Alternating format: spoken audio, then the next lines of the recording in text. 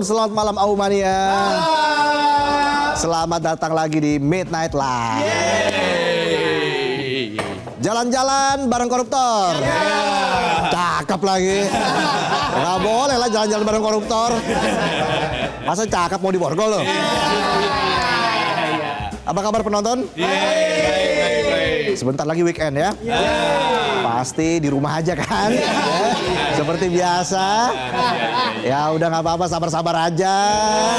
Ekonomi lagi sulit. Banyak-banyakin nabung. Pokoknya tetap cengar-cengir walaupun masalah terus mengalir. Kalau dihina jangan ambil hati. Ambil batu aja. Ya namanya juga manusia. Kadang baik, kadang Firaun. Jika ada orang yang tiba-tiba baik sama kamu, ingat kata Sun Gokong. Guru, dia itu siluman.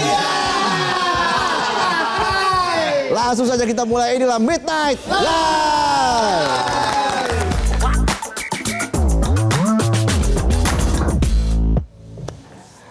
Kita ke berita utama hari ini.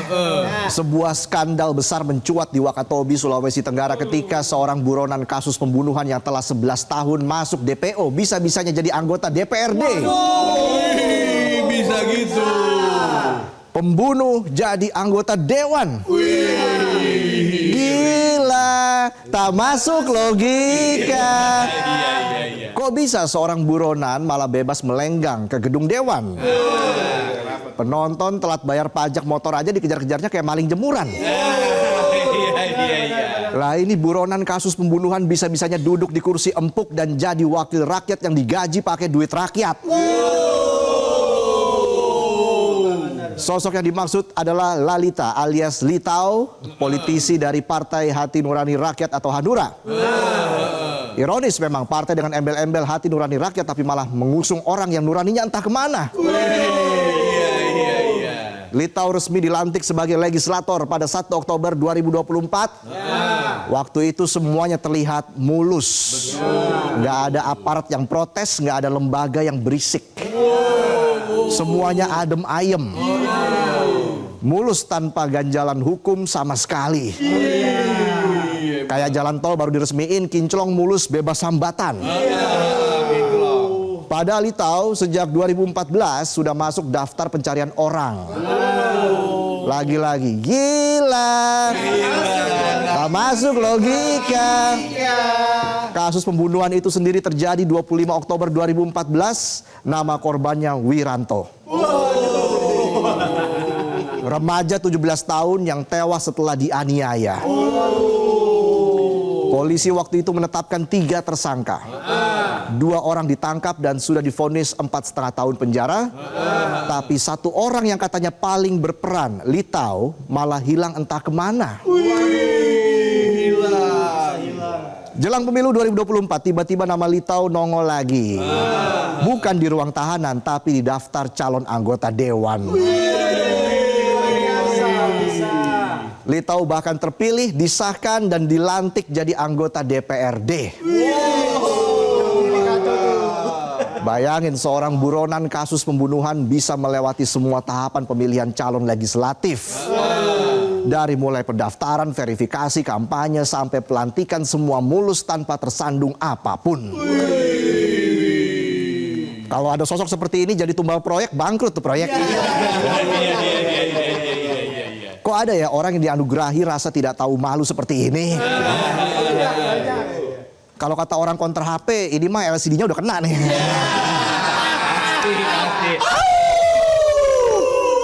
Tapi yang jadi pertanyaan besar adalah pihak kepolisian kemana? Padahal si Litau ini kampanyenya terang-terangan. Mukanya nongol di baliho segede gaban. Polisi yang katanya nyari kok bisa nggak lihat baliho segede gaban itu?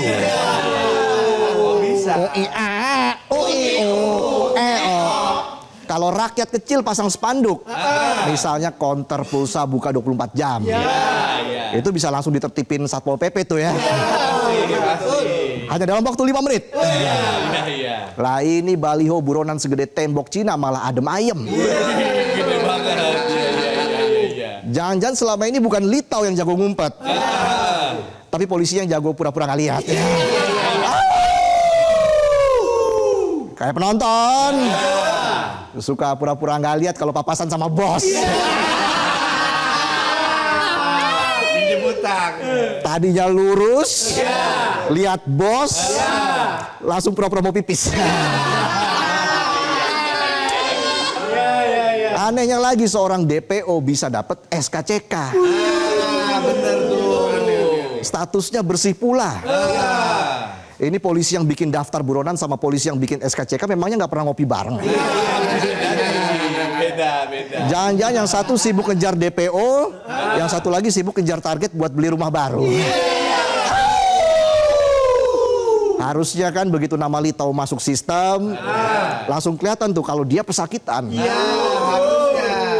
Kita telat isi token listrik aja bunyinya udah kayak mobil polisi ngawal anak pejabat mau ke salon. Tarat. Serobot terus. Lah ini buronan pembunuhan, daftar SKCK sistemnya malah silent. Kipas angin aja geleng-geleng ngeliat kanan ya. Belakangan diketahui polisi penerbit SKCK Litau inisial SU sudah dimutasi sejak Maret 2025 kemarin. Polda Sultra pun mengakui kelalaian personelnya dalam menangani kasus hukum yang membelit Litau. Bukan cuma penegak hukumnya yang lalai, kasus ini juga bikin orang curiga sama pengawasan pencalonan legislatif. Kinerja KPU Wakatobi jelas jadi sorotan. Mereka dianggap lalai atau bahkan abai dalam mencari tahu rekam jejak calon. Dengan hanya mengandalkan dokumen formal kayak SKCK, orang kayak Litau bisa lolos. Menjawab hal ini Ketua KPU Wakatobi, Ladeni, malah bilang SKCK itu bukan wewenang mereka untuk diperiksa. Menurutnya yang penting ada surat pernyataan dari pengadilan negeri kalau yang bersangkutan belum pernah dipidana. Kalau gitu KPU fungsinya apa? Tukang stempel. Kalau cuma terima dokumen tanpa ngecek, jangankan buronan. Dinosaurus juga bisa nyalon kali. Dinosaurus bawa SKCK. Agak ribet di kursinya aja tuh. Gak muat ya. Ya iyalah gede banget dinosaurus. Ketua DPD Hanura Sultra Fajar Ishak juga bilang gak tahu menahu soal status buron Litau. Dia bilang berkas Litau lengkap semua. Apalagi SKCK-nya bersih. Jadi dia dianggap clear buat maju. Fajar juga bilang Litau baru aja menjadi kader Hanura sejak 2023. Dia cuma numpang karena pengen jadi caleg. Alih-alih jadi pintu seleksi orang-orang terbaik, partai malah kayak loket tiket. Siapa yang bawa syarat administrasi dianggap sah. Masalah integritas, rekam jejak, dan moral bisa dibicarakan.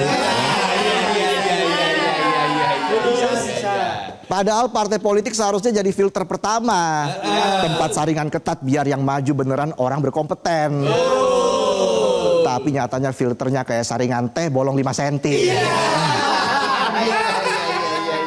Jangankan bubuk teh, cicak aja bisa lolos tuh. Tapi bicara soal cicak nih ya. Gue juga heran nih soal cicak nih. Nah, dia itu kenapa sih suka mutusin buntutnya? Padahal kan bisa dibicarakan baik-baik. Jangan main mutusin aja. Lucu gak sih? Ya, namanya juga usaha. Kalau sistem rekrutmennya terus kayak gini, ya wajar kalau mantan koruptor bisa terus duduk di kursi wakil rakyat. Asal suratnya lengkap dan ada pas foto 3x4. Rakyat juga punya andil. Faktanya Litau kepilih karena ada suara masyarakat yang nyoblos dia. Itu berarti ada dua kemungkinan. Masyarakat beneran nggak tahu status hukumnya, atau mereka tahu tapi pura-pura nggak peduli. Ya ibarat punya gebetan yang jelas-jelas doyan selingkuh, tapi tetap dipacarin dengan alasan yang penting dia suka kasih jajan.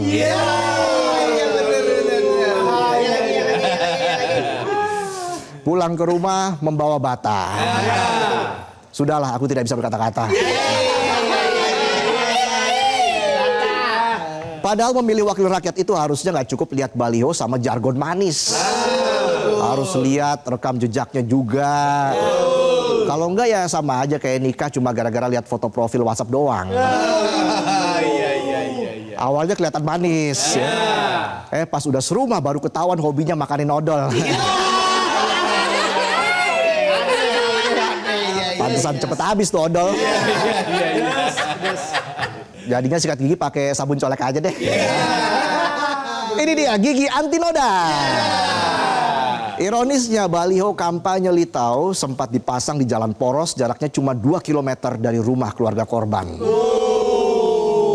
Bisa kebayang gimana hancurnya perasaan keluarga. Pasti. Ayah korban, Lanuru Dego, bahkan bilang dia sangat kecewa waktu mendengar nama pembunuh anaknya diteriakkan di TPS.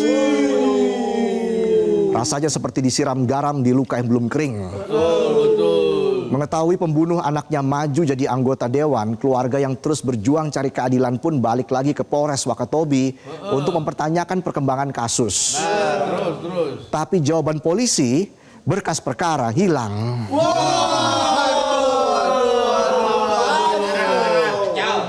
Gila, tak masuk logika. Setelah 11 tahun, kasus ini akhirnya ditarik ke Polda Sultra. Litau ditetapkan sebagai tersangka pada tanggal 28 Agustus 2025. Polda Sultra pun telah menjadwalkan pemanggilan Litau pada 9 September kemarin. Namun Litau mangkir dengan alasan ada urusan penting. Bilang aja lagi nyari cara buat ngilang lagi. Emangnya kelincinya Pak Tarno. Ngilang terus ya. Bim Salamim jadi apa? Template. Udah kayak gombalan cowok yang nyesel mutusin pacarnya. Harusnya dulu aku kasih kamu sepeda ya. Biar hubungan kita baik-baik saja. Bisa aja mayones kebab. Kasus Lalita alias Litau ini jadi cermin buruknya tata kelola hukum dan politik di Indonesia. Polisi yang seharusnya menangkap buronan malah seperti tutup mata. KPU yang seharusnya menyaring calon justru hanya bergantung pada dokumen administratif yang bisa dimanipulasi. Partai politik abai soal integritas calon. Masyarakat pun kurang kritis dalam melihat rekam jejak wakilnya. Akhirnya seorang buronan bisa duduk di kursi DPRD. Kalau hukum bisa dikibulin, kalau demokrasi bisa diloloskan hanya dengan dokumen formal, jangan heran jika kepercayaan rakyat pada sistem akan makin terkikis.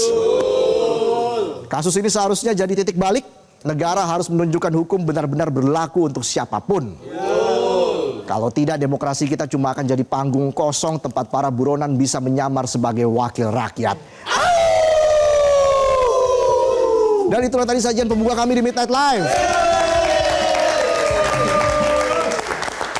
Kami akan kembali dengan sejumlah informasi lainnya dan tentunya pada hari ini kita kedatangan bintang tamu. Ada band akan hadir di Midnight Live.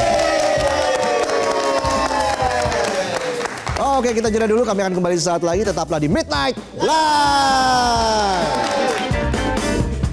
Jelajahi cara baru mendapatkan informasi. Download Metro TV Extend sekarang.